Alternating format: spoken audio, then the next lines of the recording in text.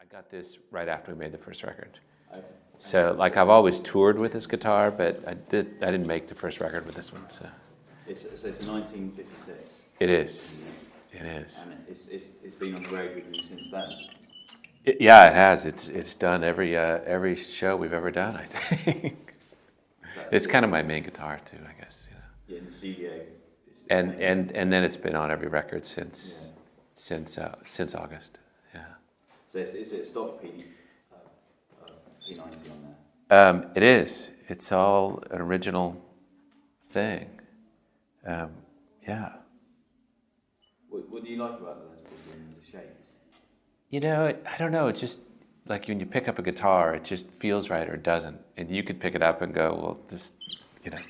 But, you know, like for me, the first time I picked it up, it just got the right size neck and, you know, the frets feel right and, you know, the weight's right. And it's a super versatile guitar, which is sort of crazy because it just has two knobs, which I like too, you know. But you can just roll the tone back and it thickens it up. And you can roll the volume down and it cleans it up. And so it can be real chimey and clean, or it can be real, you know, grumpy. And yeah. So yeah, it's a keeper. Well, on the first record, I was the only guitar player, and on the second record, I was one of two.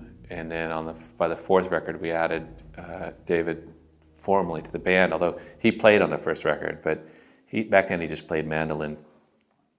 He might have played a little pedal steel, but he played some more mandolin on the second record. He's always been there. He's the guy who introduced me to Adam, and that's how the band got started. But he didn't want to join the band. He had other, you know, things going on. So yeah. So but my role now, like the other two guys are like, they're really good guitar players. They're like lead guitar players, and I've never been that guy. I've always kind of fancied players like Peter Buck and The Edge. You know, I don't really do solos. You know, I'd rather just have parts and just make it a part of the song. And I don't even, you know, records I listen to don't have solos. And you know, if I could change one thing in Counting Crows, it would be reduce the number of solos. But I didn't say that. I've got a J45 that is my main kind of songwriting recording. I know I said I love small body guitars, but this J45 is kind of like this thing. In fact, it looks like this thing, and it's super beat up, and it's just like, it's a whoa guitar. I mean, it's trashed, but it's really great.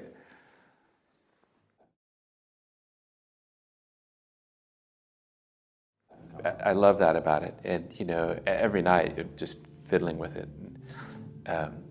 Dan, the other guitar player, has this really crazy rig made in LA that's called Bradshaw's, the company, and they're, you know, all the little pedals are on these little trays, and they all have these little loops. So you know, it's all like over here, and then all he has on the floor is just a button to turn it off and on. But it would drive me nuts, you know. Like I want to go, you know, fiddle with it, or get a little more distorted, or just not feeling it tonight, so I'll crank it up. And I have these little MXR rubber knobs on a bunch of the pedals that you put over the knob, and they're so you can put your foot on it and twist it, right? So like the delay, I've got just one of them on the amount of delay. You know, I tap it for the time, but some songs I just want a little hint of delay, but sometimes I want like a ton of it. I just crank it up, and then like same with my compressor. You know, I've got one on the gain, because certain songs I use that for my Rickenbacker, and certain songs I want a more aggressive sound, so I don't have to bend over. I can just fiddle with it. Yeah, So, that's good. yeah.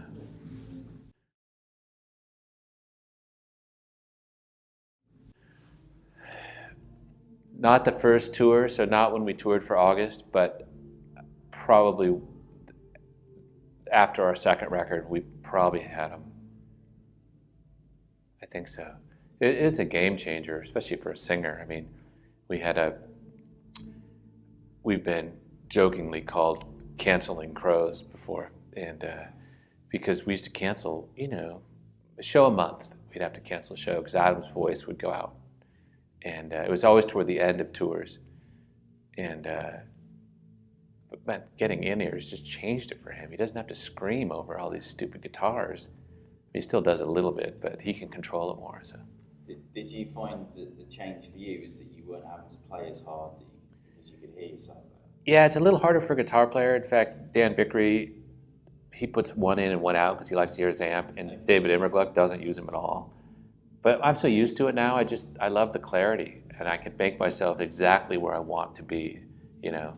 And I can, great thing too is with those, I know you're not here to talk about in-ears, but you can pan stuff really aggressively. So like I put David Immergluck's guitar hard left, so I could turn it way down. If I put him in the middle, I wouldn't hear it at all. Right. But since it's way out here, I can hear it great. Put Dan hard right.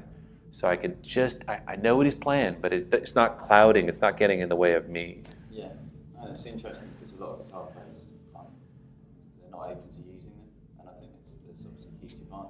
A huge advantage. Plus, you know, like with modern music, you know, we have drum loops on certain songs, and I can hear them great, and you know, everybody uses a click track at some point, but you can't if you don't have in-ears. But with in-ears, I mean, we start the songs with a click track, and we'll leave it on for the first verse, and it just gets the groove just like locked. Yeah.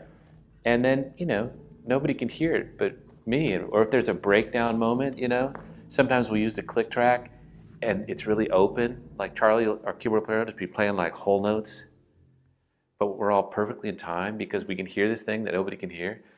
It's awesome. I mean, it's just a great tool, and if you don't have in-ears, you can't really take advantage of it.